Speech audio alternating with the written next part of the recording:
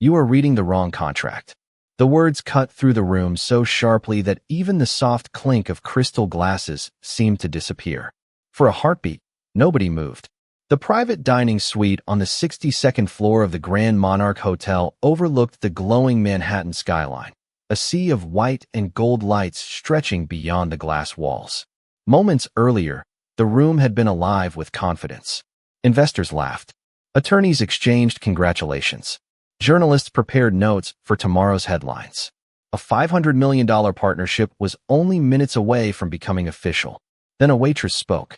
Jasmine Carter stood near the end of the polished walnut table, a silver serving tray balanced against her hip. Her black apron and simple uniform blended into the background of the luxurious room. She was accustomed to being invisible. Most guests never looked directly at her. They noticed the coffee when it arrived. They noticed the wine when their glass was empty.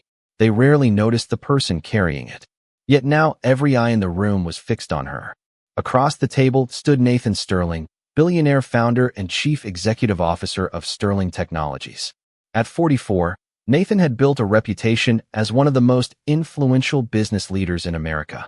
Financial magazines called him brilliant. Television analysts called him visionary. Tonight was supposed to be another triumph. The Japanese technology giant Tanaka Systems had spent months negotiating a historic partnership with his company. The agreement would reshape markets, attract international attention, and generate enormous profits for both sides. Nathan slowly lowered the contract folder in his hands. The confident smile he had worn all evening remained in place, but something flickered behind his eyes. Surprise. "Excuse me," he asked calmly. Jasmine felt her pulse racing. Every instinct told her to stay quiet, to apologize, to return to serving drinks and disappear into the background. But she could not ignore what she had just seen. While pouring wine moments earlier, she had glanced at an open page of the Japanese contract. One paragraph, one section, one sentence. The translation being presented to the room did not match the original text. Not even close. At the far end of the table, Hiroshi Tanaka slowly raised his head. The chairman of Tanaka Systems had remained mostly silent throughout the evening, preferring to listen rather than speak. Now his attention focused entirely on Jasmine. The room seemed smaller, the silence heavier. Nathan chuckled lightly, as if dismissing a harmless misunderstanding. "I think there may be some confusion," he said. Several guests nodded immediately. After all, who would they believe? One of the most successful chief executive officers in the country, or a waitress carrying a serving tray? Jasmine swallowed hard. "Sir," she said carefully, "the Japanese wording on page 47 says something different from the translation being discussed." A ripple moved across the room. Attorneys exchanged looks. Investors straightened in their chairs. One journalist quietly lowered a pen onto the table. Nathan's smile tightened.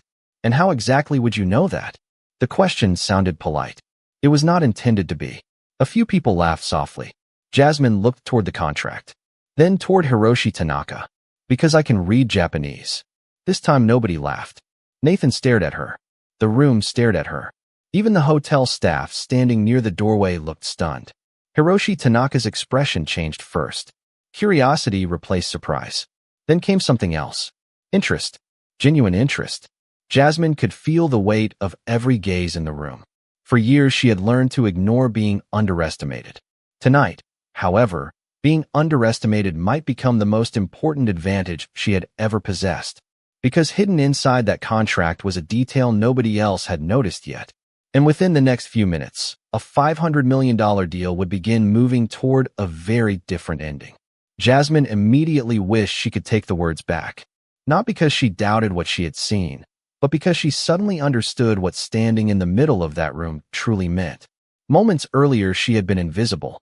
Now she was the center of attention in a gathering, filled with people whose decisions moved markets and shaped industries. The silence stretched across the private dining suite. Outside the glass walls, Manhattan sparkled beneath the night sky. Inside, nobody seemed interested in the view anymore. Every gaze remained fixed on the waitress who had interrupted a $500 million signing ceremony. Nathan Sterling set the contract folder on the table and folded his hands calmly.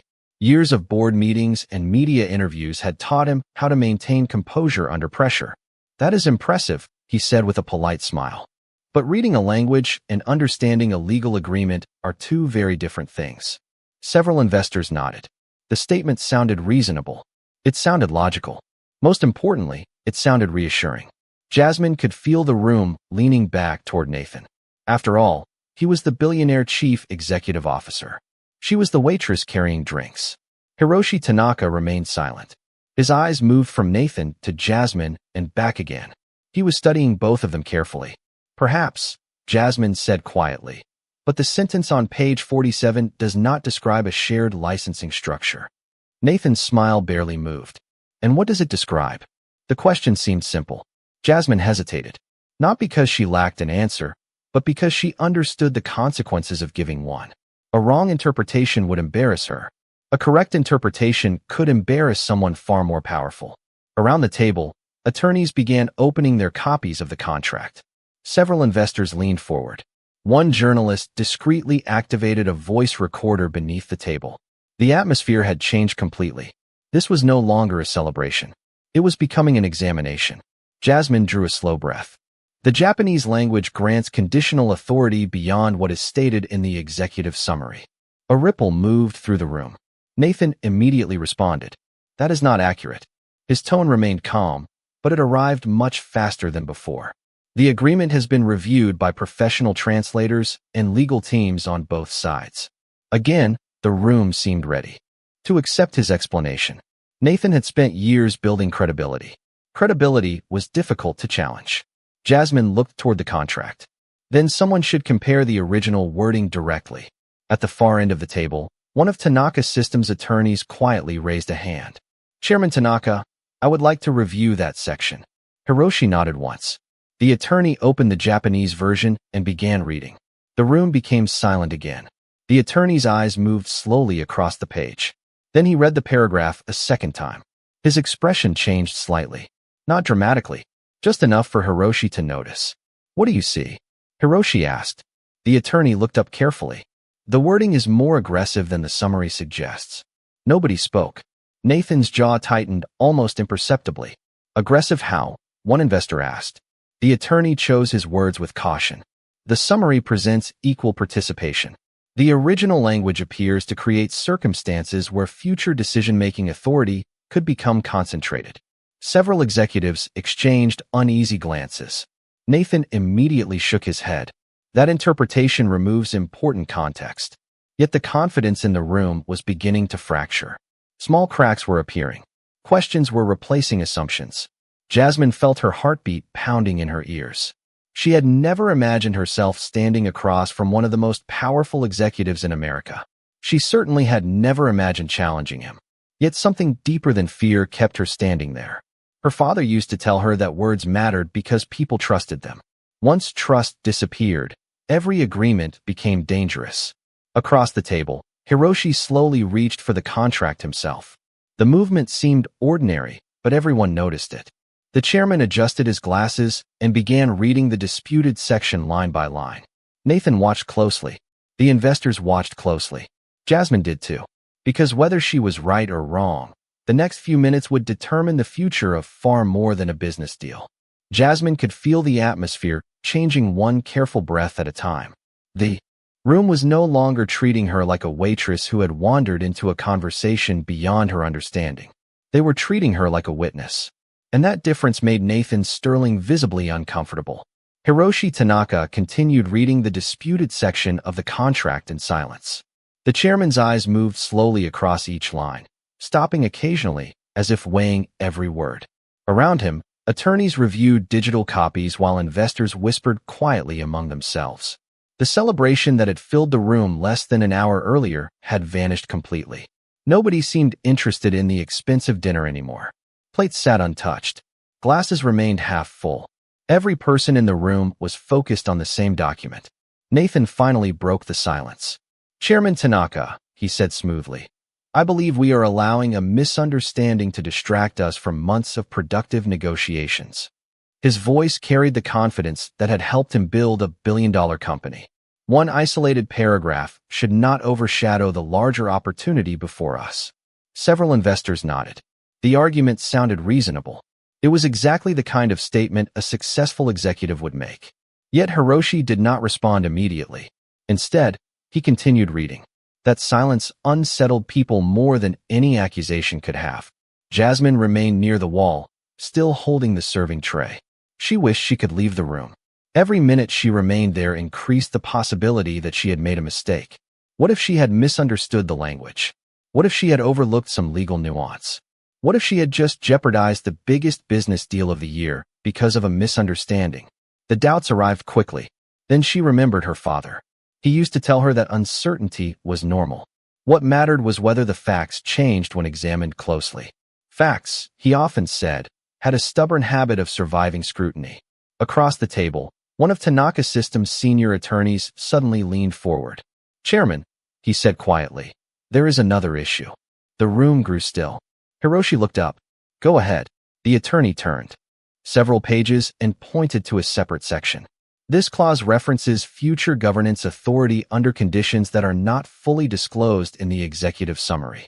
Nathan responded immediately. "That language is standard." The attorney remained calm. "Perhaps, but the wording grants broader discretion than the summary suggests." Another ripple of concern spread through the room. Investors exchanged looks. One journalist quietly typed notes into a phone. Nathan's legal team began reviewing the section themselves. Jasmine noticed something she had not seen earlier. For the first time all evening, even some of Nathan's own attorneys appeared uncertain. Hiroshi slowly removed his glasses. He placed them on the table and folded his hands. "Mr. Sterling," he said, "when my company enters a partnership, clarity is essential." Nathan nodded. "Of course." "Then why?" Hiroshi asked calmly. "Do multiple provisions appear more favorable in the original language than in the summary presented tonight?" Nobody spoke. The question lingered in the air. Nathan opened the contract and scanned several pages.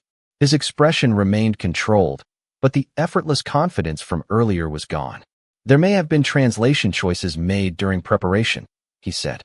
"If adjustments are necessary, we can address them." It sounded like a reasonable answer. Yet the room no longer seemed satisfied with reasonable answers. Too many questions had surfaced. Too many discrepancies had appeared. One investor finally spoke. "Were these changes discussed during negotiations?" Nobody answered immediately. That silence was louder than any response. Jasmine watched the faces around the table. The attorneys, the executives, the reporters, the investors. They all seemed to realize the same thing at once. This was no longer about a single sentence. It was about trust. And once trust became the issue, every page of the contract suddenly deserved another look. As Hiroshi reached for the next section of the agreement, the tension in the room deepened. Because everyone could sense that the more closely they examined the document, the more uncomfortable the answers might become. Jasmine could feel the balance of the room shifting. Not dramatically, not all at once, but enough to notice. The people who had dismissed her less than an hour earlier were no longer looking at her with amusement. They were looking at the contract. And that change frightened Nathan Sterling more than any accusation could. The Billionaire chief executive officer remained standing near the head of the table, one hand resting lightly against the polished wood surface. His expression was controlled, but his eyes had become sharper, more defensive, more alert. Across from him, Hiroshi Tanaka continued examining the agreement page by page. The chairman no longer appeared interested in reassurances. He wanted facts. The attorneys surrounding him wanted facts as well. One by one, digital copies of earlier drafts appeared on tablets throughout the room. Legal teams began comparing revisions. Investors who had arrived expecting a celebration now watched the process with growing concern. The atmosphere felt less like a signing ceremony and more like an audit. Nathan finally turned toward Jasmine. "Miss Carter," he said politely, though the politeness carried an unmistakable edge, "you seem very confident in your interpretation." Every head turned toward her again. Jasmine felt her stomach tighten. She had spent years avoiding attention. Tonight, attention seemed impossible to escape. "I am confident in what I read," she answered carefully. Nathan nodded. "And what qualifies you to challenge professional translators and legal counsel?" The question landed exactly as intended. Several people shifted in their seats. It was the first direct challenge he had aimed at her all evening. Jasmine knew it. Nathan knew it. Everyone in the room knew it. For a moment, she considered remaining silent. Then she remembered something her father used to say. Truth does not become weaker because of who speaks it. The language is clear, she replied. Anyone fluent in Japanese can verify it. Nathan gave a small smile. Fluency and legal expertise are not the same thing. A few investors nodded again. The argument sounded reasonable. Yet before the room could settle behind Nathan's position, one of Tanaka Systems' attorneys spoke up. Actually, her observation aligns with what we are finding. Silence followed. Nathan slowly turned toward the attorney. The attorney did not look away. Instead, he rotated his tablet so Hiroshi could see the screen. We have now identified 3 separate sections where the executive summary appears more favorable than the original language. The words changed everything. Not because they proved wrongdoing. They did not. But they transformed Jasmine's concern from an isolated observation into a pattern. Patterns were much harder to dismiss. Hiroshi studied the information carefully. 3 sections? He asked. So far, the attorney replied. A quiet murmur spread around the table. Nathan's legal team immediately began reviewing the same material. One attorney frowned. Another scrolled through previous versions of the agreement. A third requested access to archived revisions. Jasmine watched their reactions carefully. The confidence she had seen earlier was beginning to disappear. Then another unexpected development occurred. One of the American attorneys working with Sterling Technologies cleared his throat. There is something else, he said. The room became still once more. He enlarged a section of the document and projected it onto a nearby screen. Lines of legal language appeared beneath the soft glow of the room's lighting. This clause was modified during the final revision stage. Hiroshi narrowed his eyes. Was the modification disclosed? The attorney hesitated. That hesitation lasted less than 2 seconds. Yet it felt enormous. I do not see evidence that it was specifically highlighted during negotiations. Nobody spoke. The answer hung in the air. Investors exchanged uneasy looks. Journalists typed furiously. Nathan remained silent. For the first time all evening. Even he appeared unsure which argument to make next. Jasmine felt a chill run through her. The situation had moved beyond her. Beyond language. Beyond translation. Something larger was emerging from the pages of the agreement. And as more revisions appeared on screens throughout the room, everyone seemed to reach the same unsettling conclusion. The deeper they looked, the more questions they found. The room had become a place where every answer seemed to create 2 new questions. Attorneys moved quietly between tablets and printed copies while investors watched with growing unease. The celebration was gone now. In its place stood a careful search for facts. Nathan Sterling remained composed, but the confidence that had once dominated the evening was slowly being replaced by calculation. He was no longer trying to close a deal. He was trying to contain a problem. Across the table, Hiroshi Tanaka reviewed another set of documents that had just been retrieved from the negotiation archive. The chairman's attention never wandered. Years of leading a global company had taught him that important truths often hid inside ordinary details. One of the attorneys from Tanaka Systems suddenly raised his head. Chairman, there is a discrepancy in the revision history. The statement immediately drew attention from everyone in the room. Hiroshi motioned for him to continue. The attorney enlarged a series of timestamps on the screen. Several provisions were added during the final review cycle, he explained. But the notification records appear incomplete. Nathan responded almost immediately. Administrative errors happened during large transactions. The explanation sounded reasonable. Yet fewer people seemed willing to accept reasonable explanations without evidence. The attorney nodded politely. That is possible. He paused before continuing. However, these additions involve governance authority, intellectual property oversight, and future voting mechanisms. The room grew quiet again. Jasmine stood near the service station, listening carefully. She understood only part of the legal discussion, but she understood human behavior. The more documents appeared, the less certain people became. One investor leaned toward another and whispered something under his breath. A journalist quietly stepped into the hallway to make a phone call. Even members of Nathan's own team appeared increasingly concerned. Then another attorney spoke. This one represented Sterling Technologies. I would like access to the preliminary drafts, he said.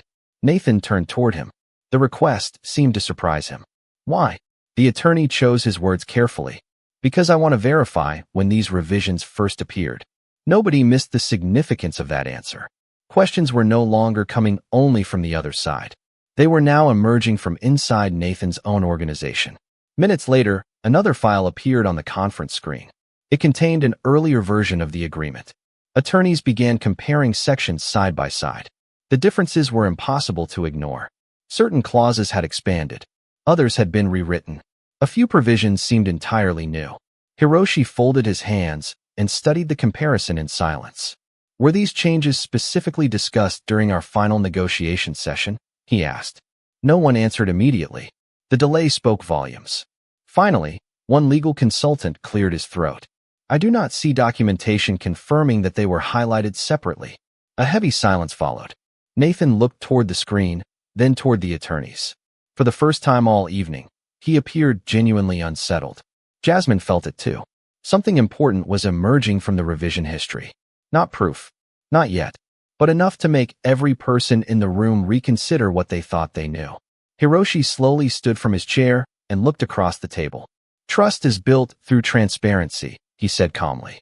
And transparency requires that nothing important remains hidden. Nobody disagreed.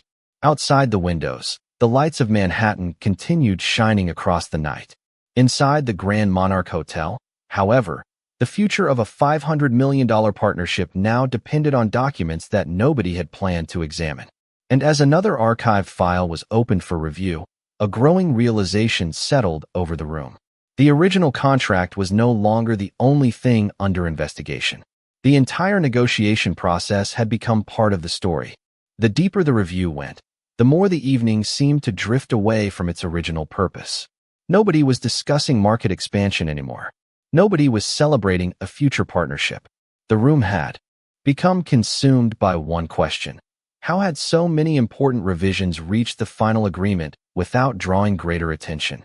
Attorneys continued comparing archived drafts while executives watched in uneasy silence. The large conference screen displayed side-by-side versions of the contract, each new comparison revealing additional changes. Some were minor, others were not. Hiroshi Tanaka remained standing near the table, his attention fixed on the documents.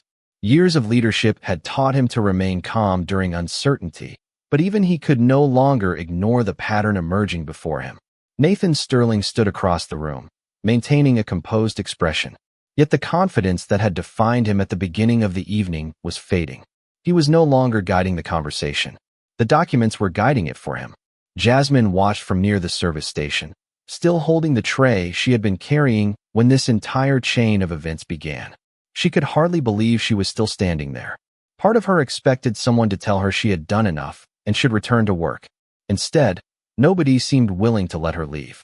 Several attorneys had already asked follow-up questions about the language she noticed. Others occasionally glanced toward her as if she had become an unexpected piece of evidence. Then another archived file appeared on the screen. One of Tanaka Systems' legal specialists leaned forward immediately. "Chairman," he said carefully, "there is something you should see." The room became quiet once more. He enlarged a section of the revision history and highlighted a series of changes made during the final 48 hours before the signing ceremony. Several clauses had been expanded. Additional authority provisions had been inserted. Certain review mechanisms had been altered. None of the changes appeared dramatic by themselves. Together, however, they created a very different agreement than the one many participants believed they were approving. An investor slowly removed his glasses and stared at the screen. "Were all of these modifications discussed?" he asked. Nobody answered right away. The delay itself seemed to answer the question. Nathan finally stepped forward. "Large transactions often involve late-stage revisions," he said. "That is normal." "The revisions may be normal," Hiroshi replied calmly. "The transparency surrounding them is what concerns me." The distinction landed heavily. Several board representatives exchanged looks. One journalist quietly typed notes while another reviewed earlier statements from the negotiation process. The story was expanding beyond contract language now. It was becoming a question of disclosure. Then something unexpected happened. One of the senior legal consultants studying the archived drafts stopped scrolling.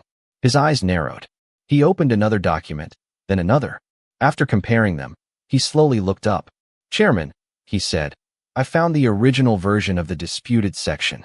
Every person in the room turned toward him. The consultant projected the document onto the screen.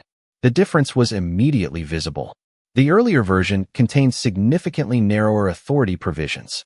Several later editions were completely absent. Silence swept through the room.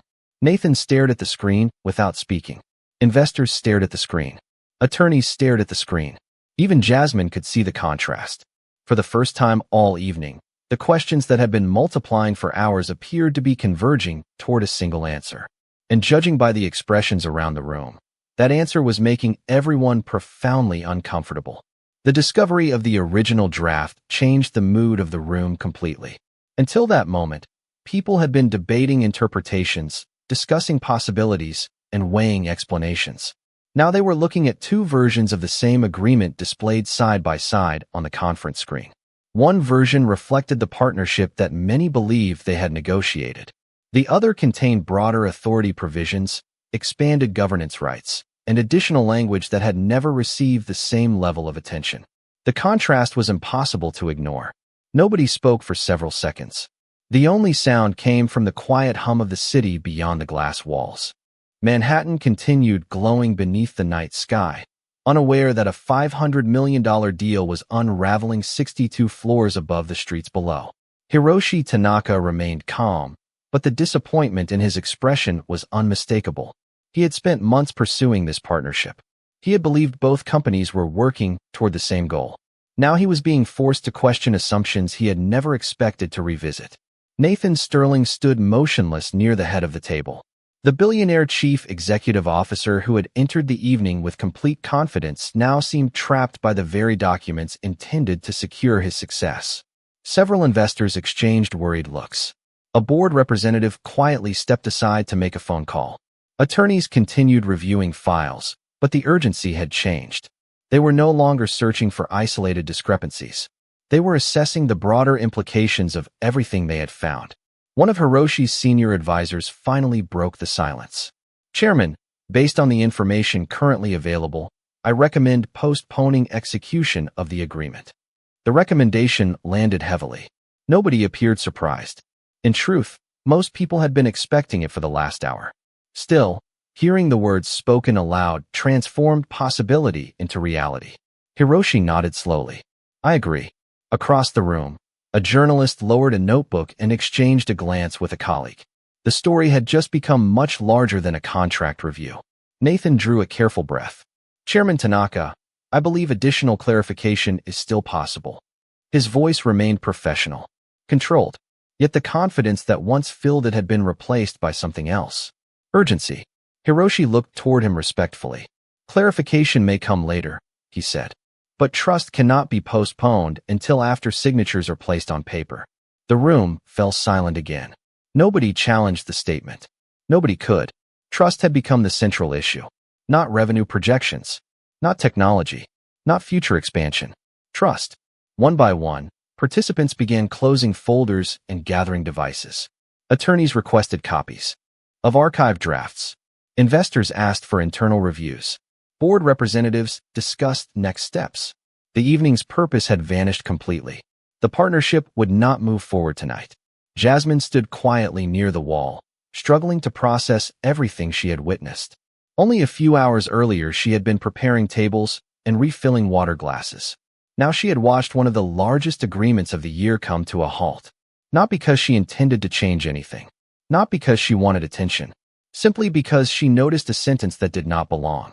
As people prepared to leave, Hiroshi glanced toward her. The chairman studied her for a moment before offering a small nod of respect. It was a simple gesture, yet it carried more meaning than any speech delivered that evening. Because everyone in the room understood the same truth now. The person who protected the integrity of the negotiation had not been a billionaire, an investor, or a senior attorney. It had been the one person nobody thought important enough to notice. Several months later, the events of that evening were still being discussed throughout the business world. Internal reviews had continued. Independent legal experts had examined the negotiation process. Board members had requested additional oversight procedures. Financial publications published lengthy analyses about transparency, governance, and international agreements. Yet for Jasmine Carter, life initially seemed remarkably unchanged. She still arrived before sunrise for early shifts at the Grand Monarch Hotel. She still tied the same black apron around her waist. She still carried coffee, served meals, and moved quietly through dining rooms filled with people who rarely noticed her. The headlines belonged to executives and corporations. Jasmine expected to return to anonymity. Then one afternoon, everything changed. The hotel manager approached her between lunch and dinner service carrying a small envelope. "This was delivered for you," he said. Jasmine accepted it with surprise. Few people sent her letters. Inside was a handwritten note on elegant stationery. The message was brief. "Miss Carter, thank you for protecting the integrity of a conversation that affected thousands of people. Courage often appears in unexpected places. I would appreciate the opportunity to speak with you personally. Respectfully, Hiroshi Tanaka." Attached to the note was a business card and an invitation to visit the North American headquarters of Tanaka Systems in Chicago. Jasmine stared at the letter for several moments. She read it twice, then a third time. Part of her wondered whether some mistake had been made. Another part remembered the small nod Hiroshi had given her before leaving the hotel months earlier. Perhaps he had not forgotten after all. 2 weeks later, Jasmine found herself standing inside a glass tower overlooking Lake Michigan. Engineers, researchers, and executives moved through bright hallways filled with innovation and energy. It felt like an entirely different world from the hotel dining room where she had spent most of her adult life. Hiroshi greeted her personally. After showing her around the facility, he invited her into a conference room overlooking the city skyline. On the wall hung photographs from decades of international partnerships and technological achievements. Yet one framed image immediately caught Jasmine's attention. It was a photograph taken at an academic conference many years earlier. Among the people standing together was her father. Jasmine stopped walking. Hiroshi noticed her reaction. "I was hoping you would recognize him," he said. Jasmine smiled softly. "My father." Hiroshi nodded. "Professor Carter taught a seminar I attended early in my career." Jasmine looked at him with surprise. "You knew him?" "Very briefly," Hiroshi replied. "But I never forgot one lesson he taught." He paused. "He said that language carries responsibility because people trust words even when they do not understand them." Jasmine felt emotion rise unexpectedly inside her chest. She had heard those exact words countless times growing up. Hiroshi smiled. "That lesson protected my company years later because his daughter remembered it." The room became quiet. Not uncomfortable. Meaningful. Then Hiroshi placed a folder on the table. Inside was an offer to join Tanaka Systems as a cultural communications consultant while continuing her education. Jasmine looked down at the pages in disbelief. This was not a reward. It was an opportunity built on trust. As she gazed out across Lake Michigan, she thought about everything that had happened. One sentence, one observation, one decision to speak when remaining silent would have been easier. The world often measures people by titles, wealth, and status. Yet the most important voice in a room is not always the loudest one. Sometimes it belongs to the person nobody notices until the moment truth needs someone willing to defend it. And on that night in Manhattan, truth found its voice in a waitress wearing a black apron.